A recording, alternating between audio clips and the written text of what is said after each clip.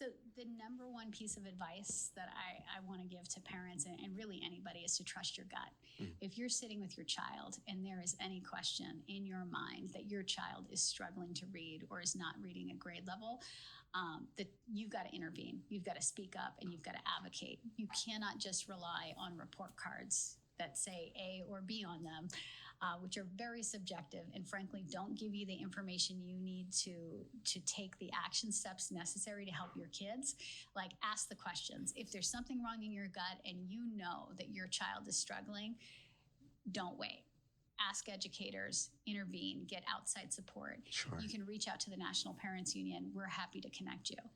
If you know across your school, across your district, across your state, that kids are struggling to read, parents have been some of the most effective voices in really changing the tide.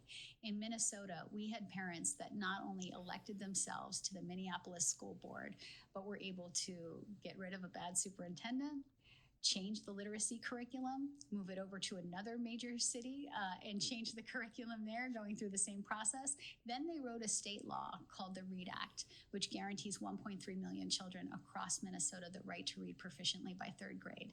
And it's not just a suggestion, it's now an actionable right. So if your child is not reading proficiently by third grade and there is no intervention triggered, you now can take those districts to court and hold them accountable for inaction.